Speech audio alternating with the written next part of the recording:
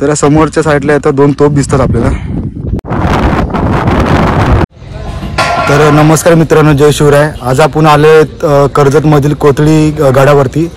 तर आता आम्ही आंबिवली गावामध्ये, तर आपण इकडं कसं यायचं गडावरती, फक्त 2 मिनिटं व्हिडिओ बघा। तर आम्ही कर्जत स्टेशनला येण्यासाठी सकाळी ठाणे स्टेशनवरनं 6:49ची फास्ट ट्रेन पकडली। मग आम्ही कर्जत स्टेशनला आलो। कर्जत स्टेशनला आल्यावरती आम्ही कर्जत ईस्टला आलो। कर्जत स्टेशन पासून कमीत कमी बस एसटी स्टँड 15 ते 20 मिनिटांवरती आहे। आणि सकाळी 8ची पहिली बस एसटी पकडली व आंबिवली या गावात आलो। आणि इकडनं आपल्याला वरती यायचं स्टेट।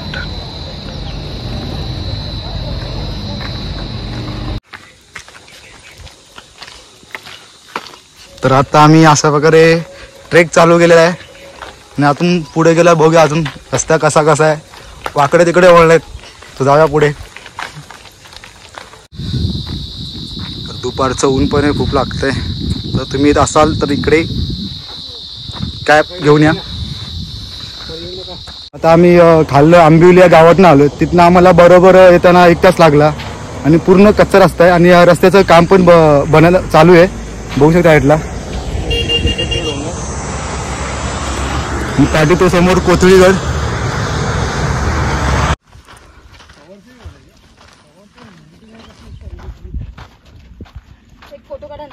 एक मिनिट। तर मित्रांनो आता आम्ही पेठ या गावात आलेलो आहेत।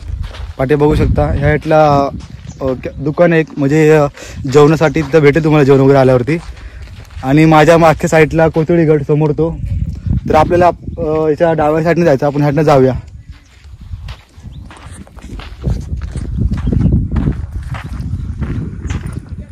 इकडे रस्त्याचं काम चालू आहे। पेठ या गावात आलेलो आहेत। तर पेठ हा गाव आहे याच्या उजव्या साईडला आणि समोर हा कोथळीगड। तर आपल्याला याच्या लेफ्ट साईडने जायचं आहे, तर आपण ह्या साईडला जाऊया लेफ्ट साईडला।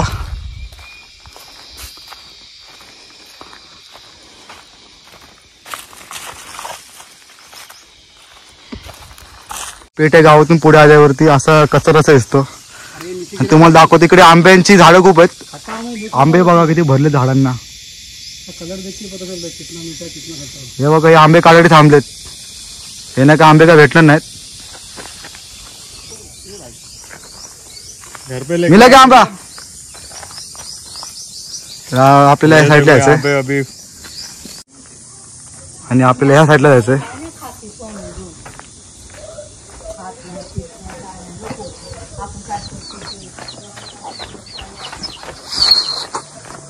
हा समोरचा कोथळीगड आहे आणि पुढे येतात आपल्याला लेफ्ट साईडला जायचंय। छोटे चिकन बघा इकडे, गावरान चिकन आणि आज संडे हे गावरान चिकन छोटे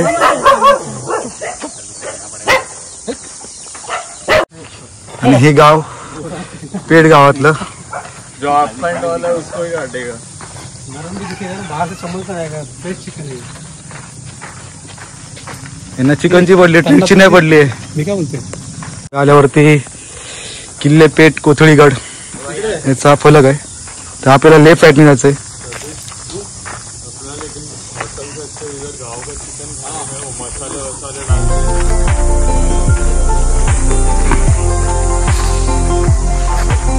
तर इकडे पूर्ण आंब्याची झाड आहेत बघू शकता आणि इकडे आम्ही एक आंबा काढलाय। ह्या एका आंब्यासाठी झगडे झालेत, हा बघा। हा पुरा आंबे झाड इकडे।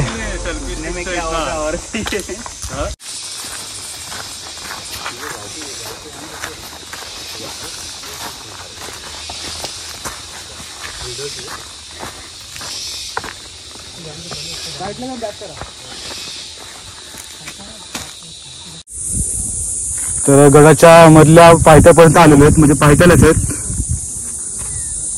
आणि हा पाठचा पूर्ण सह्याद्री आणि माझ्या पाठी तो कोथळीगड ह्या साईडला। आपण लवकर जाऊया तिकडे ऊन व्हायच्या अगोदर। आता ऊन तर वाढत चाललंय, बघू शकता। इथला एप्रिल महिना चालू आहे आणि उन्हाळा पण आहे, पूर्णपणे झाडी वगैरे सुकलेल्या आहेत.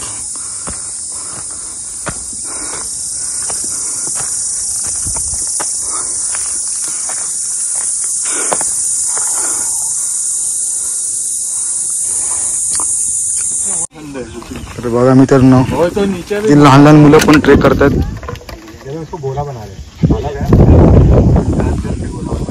आणि आपल्याला ह्या साईडला यायचं.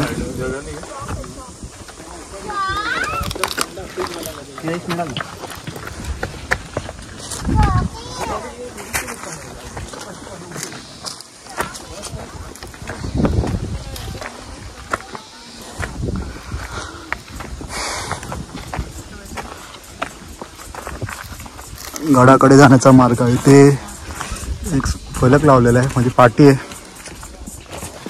आणि आपल्याला परत लेफ्ट साईडला यायचं आहे. तर आपल्याला थोडं पुढे येताच समोर महादरवाजा दिसतो.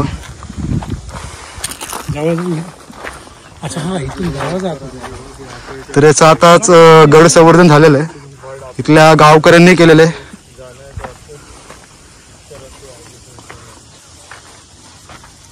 बघू शकता पूर्णपणे बुरुज वगैरे बांधलेला आहे आणि संवर्धन वगैरे झालेलं आहे गडाचं.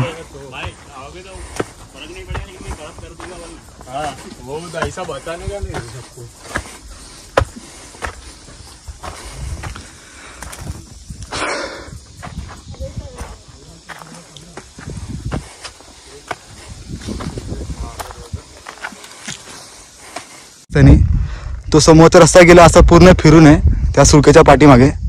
आणि हा जो इथून पूर्ण रस्ता गेलाय हा मधनं रस्ता होतो. आणि हा रस्ता गेला थोडासा फिरून आहे ह्या सुळकेच्या पाठनं. तर आम्ही इकडनं चाललोय. हा थोडासा लांब रस्ता आहे पण चालण्यासाठी चांगला आहे.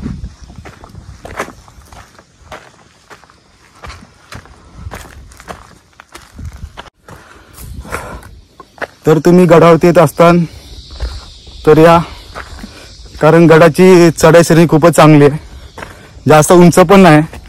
फॅमिली सोबत तुम्ही गडावरती येऊ शकता. हा पाठी बघू शकता, हा गाव आहे पाठीमागे. आणि समोर कोथळीगड. फक्त पेठ गावापासून 40 मिनिटावरती आपण चालत या गडावरती येऊ शकतो.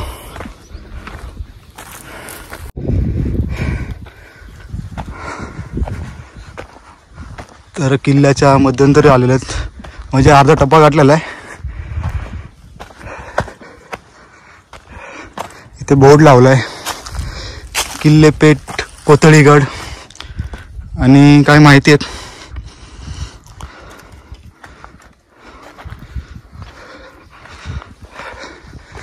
तर आपण आता समोरच्या सुळकेच्या खाली आहेत.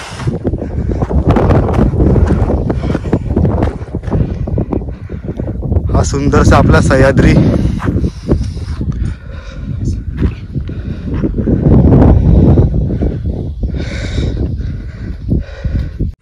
त्याचा सुळका आणि खाली बुरुज.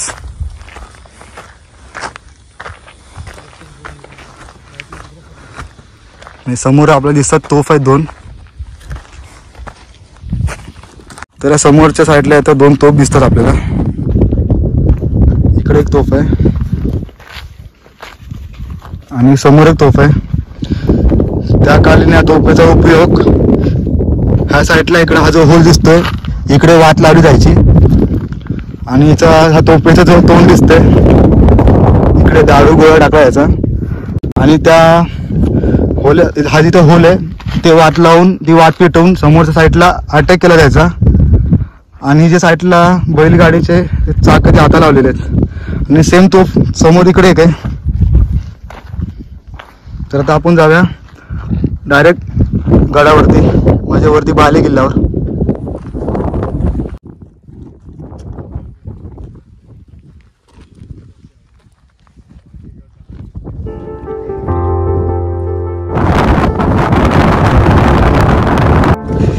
तर आपण जाऊया वरती बाले किल्ल्यावर चाललोय. आणि आपल्या स्टार्टिंगलाच त्याच्या डाव्या साईडला एक गुहा दिसते, ती समोर तुम्हाला दाखवतो. ती डायरेक्ट गडावरती जाते. आणि याच्या लेफ्ट साईडला मंदिर आहे, भैरवनाथाचं. पुढे आल्यावरती इकडे समोर वरती पाण्याची टाकी आहे, तर आपण पहिले जाऊया तिकडे.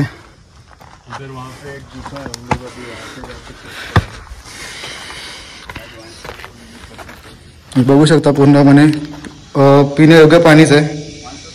पाणी पिऊ शकता इकडे तुम्ही. पाणी टाकी आपण पाणी आपल्याकडे संपले पाणी, आपण पाणी भरलं गेलं.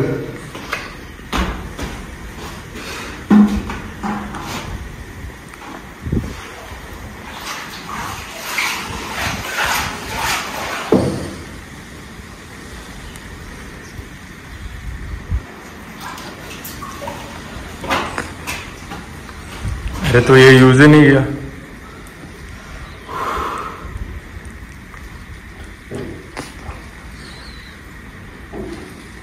एकदम थंड मस्त गडावरचं दगडातलं पाणी खूपच छान आहे.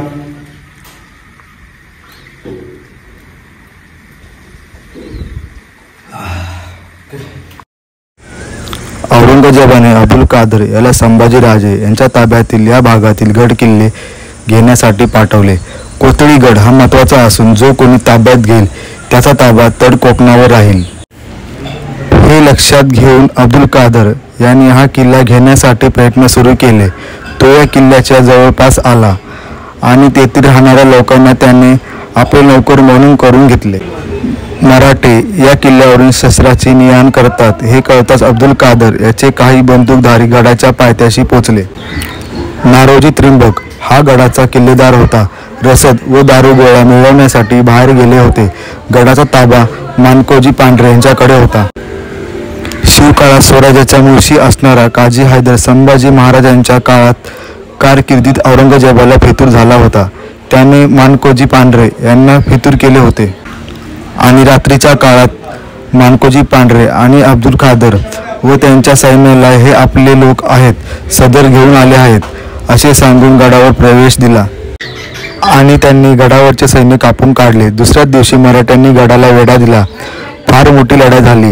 या लढाईत बंदुकांचा व बाणांचा मोठ्या प्रमाणात वापर करण्यात आला. गडावर जाणाऱ्या सामग्री मराठ्यांनी लुटून घेतल्यामुळे मुघल सैन्याला दारुगोळा व धान्य मिळण्याचे झाले. अब्दुल कादर याच्या मदतीला कोणीच न आल्यामुळे त्याची परिस्थितीच कठीण झाली.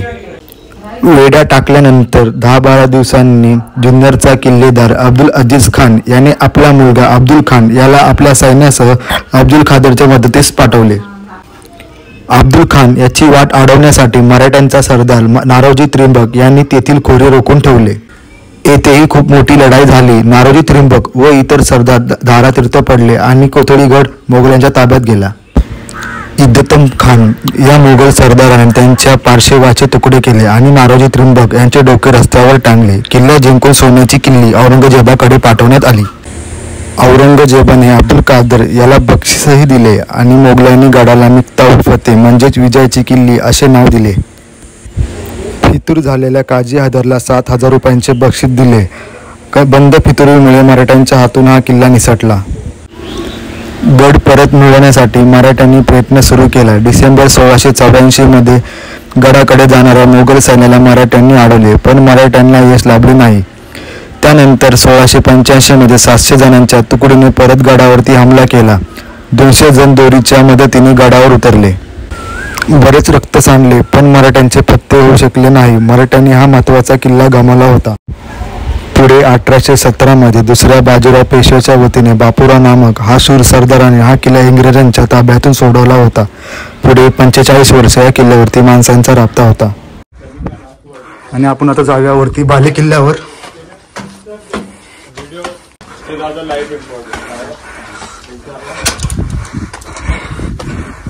पूर्णपणे आपण गडावरती आलेलो आहेत आणि जो समोरचा जो पूर्ण हा पट्टा दिसतोय हा पूर्ण भीमाशंकरचा आहे.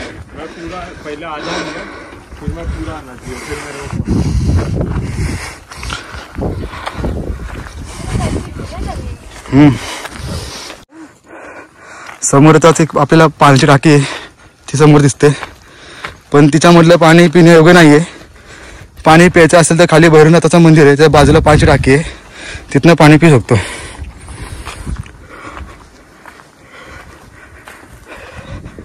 आणि याच्या लेफ्ट साईडला बघू शकता हा इथं वाड्याची पडझड झालेली दिसते. ही हा वाडा आहे पूर्ण.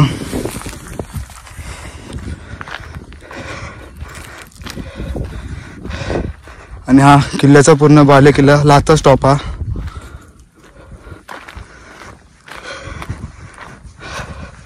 हे आपल्या सह्याद्रीच्या पूर्ण समोरच्या पर्वतरांगा.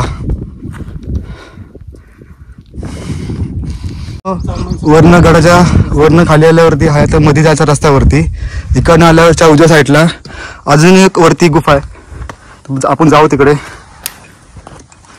बघू शकता इकडे गुहा आहे.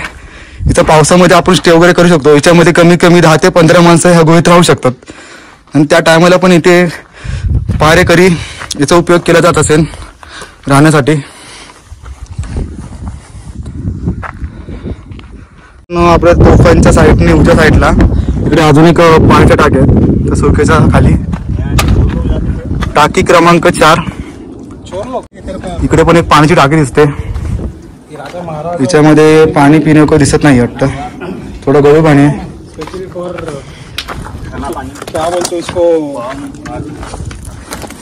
इकडे पण पाण्याची टाकी दिसते आपल्याला एक.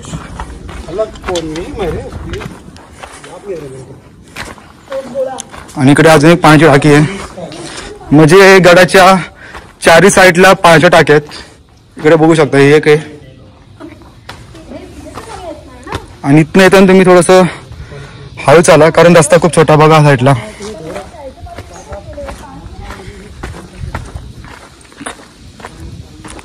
इकडे पाण्याची टाकी आहे मोठी.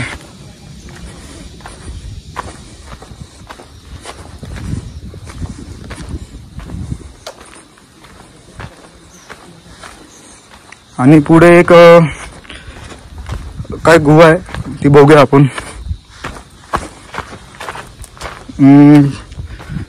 वाटतं ही पण पाण्याची टाकी आहे पण पूर्णपणे याच्यातलं पाणी सुकलेलं दिसतंय.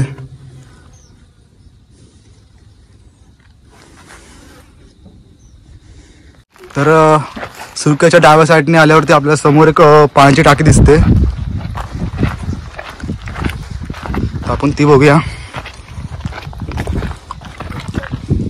इकडे पाण्याची टाकी आहे.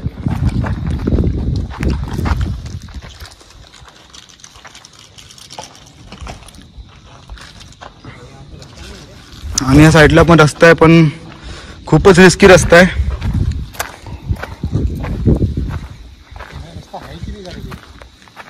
पण तुम्ही इकडे शक्य करून येऊ नका साईडला. सुरक्याच्या पाटणा आल्यावरती आपल्याला वरती अजून एक गुहा दिसते. त्या कालीनचा उपयोग पहारेकऱ्यांना राहण्यासाठी केला जात असे. गुहेच्या उजव्या साईडला आपल्याला अजून एक पाण्याची टाकी दिसते. याच्यामध्ये पाणी आहे पण जे सध्या पिण्यायोग्य नाही आहे. तसे आज गडावरती बहुतेक भरपूर टाक्या आहेत. आणि ही तटबंदी दिसते. अर्धीची पडझड झालेली आहे तर अर्धी शाबूत आहे. तसे सेम पुढं तटबंदी आहे.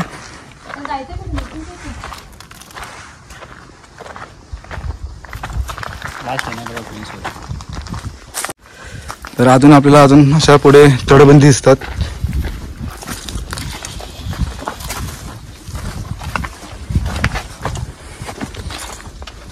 आणि ही पण तटबंदीच आहे मित्रांनो. हिची आताकालीन पडझड वगैरे झालेली आहे. वरती पण पाण्याची टाकी आहे. आणि पुढे अजून एक 2 आपल्याला पाण्याच्या टाक्या दिसतात.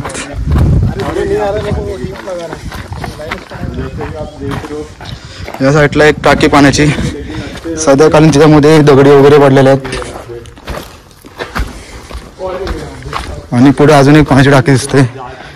इथं जेणेकरून या पाण्याच्या टाकीतनं गावामध्ये पाणी खाली सोडले गेलेले.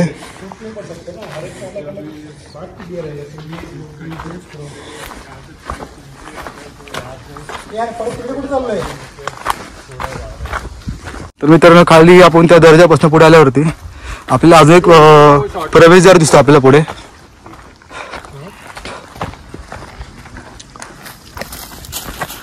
हा एक प्रवेशद्वार आहे इकडे. हा पण रस्ता आहे गडावरती येण्याचा. तसे 3 रस्ते वरती गडावरती येण्याचे पेठ गावातून.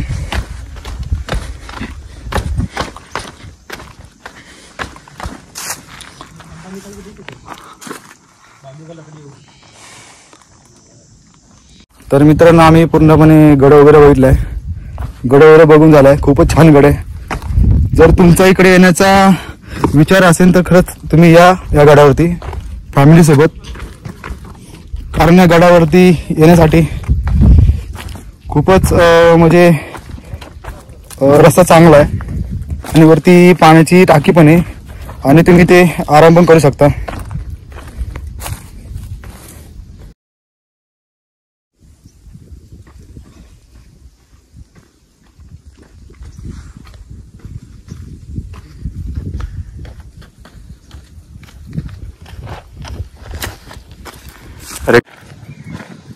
तर मित्रांनो आम्ही आता पूर्णपणे गड उतार केलेला आहे, बघू शकता पाठी कोतळी गड। आणि जर तुम्ही या किल्ल्याला भेट द्यायचा असाल तर जरूर द्या, खूप चांगला किल्ला आहे बघण्यायोग्य। आणि जर तुम्ही चॅनलवरती नवीन असाल तर प्लीज लाईक सबस्क्राईब करा। तर आपण भेटूया असं नवीन किल्ल्यांवरती, तोपर्यंत जय शिवराय।